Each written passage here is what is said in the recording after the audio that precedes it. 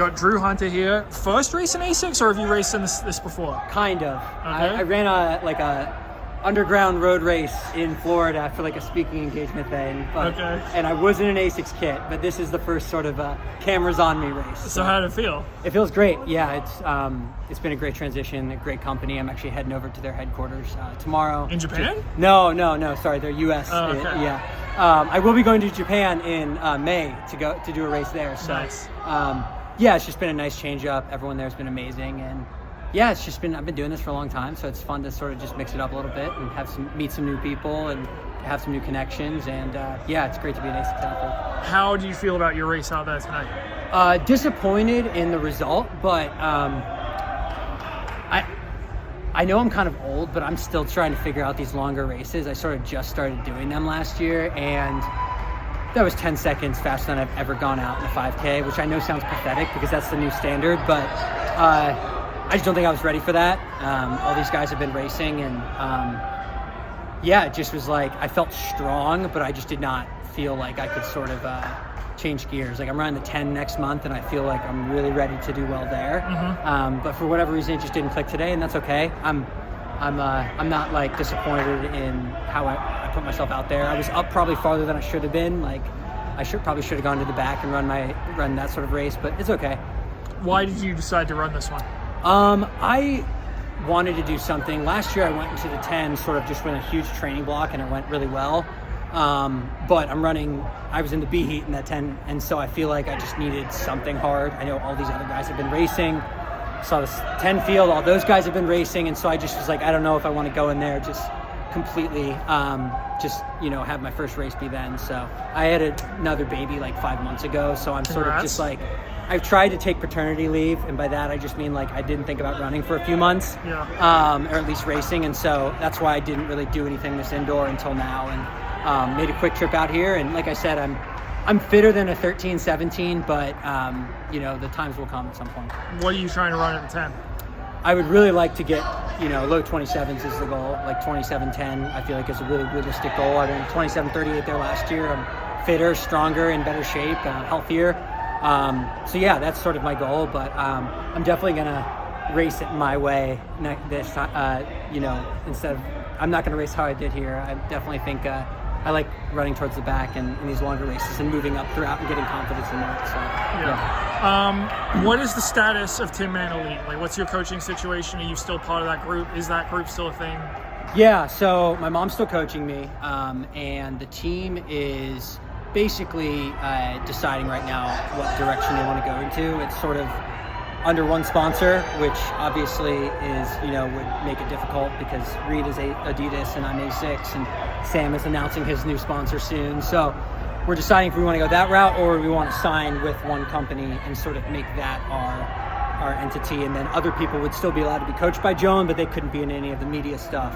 I couldn't, I done work for the business the whole time, I would have to step away from that sort of stuff. And I would tell you if we hadn't made a decision yet, but we haven't. So that's what we're deciding, what route we want to go. Has that been stressful? Oh, absolutely. Yeah, it's been a crazy few months for me. Just new sponsor, another baby, deciding all this stuff, and that's sort of why I've just been hunkering down training. And I need to sort of get my race legs and mind back a little bit. I sort of felt like I was not nervous at all before this race, and Nico Young's out there, Adrian's out there, like Dylan J, like it's an amazing race, and I'm like, I should be way more nervous for this, but I think I'm just sort of like, I've just been in like business mode, and now I'm like, all right, it's time to race and get back into sort of that stuff. Yeah.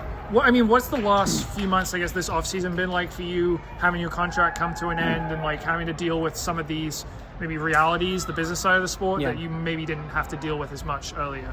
Yeah, I mean, I've learned so much, and it's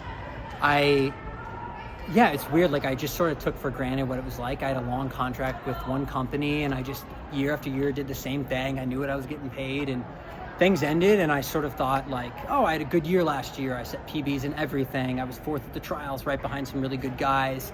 I feel like I was kind of getting my mojo back after a really rough 2023, and then the contract thing threw me for a loop. Adidas didn't want to re-sign me for what I thought I was worth, and I sort of contemplated just doing something different, just because for me, like, I support my family through my running. My wife quit her career to raise our children, and that's what we decided what we were going to do. And so it wasn't an option for me to run for $5. I had to actually make some real money and have this be my career.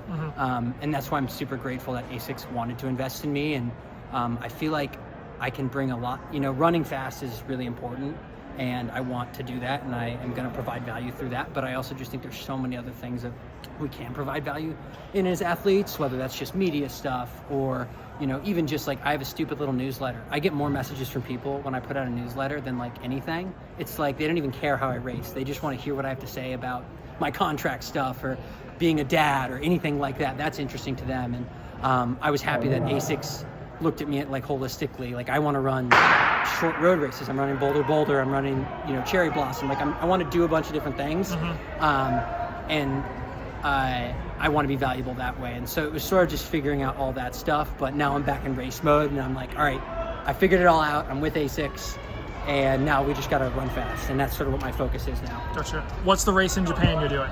Yeah, it's just a 5K at their headquarters. It's like it's called like the Tokyo Speed something. And I think they just fly out like a bunch. It's sort of like just I think it's like, we're going to do product testing and stuff like that. But I've never been to Japan, and I've heard it's really, really cool. So I'm really excited about that. And yeah, like just opportunities like that I'm excited about. It's a long year this year.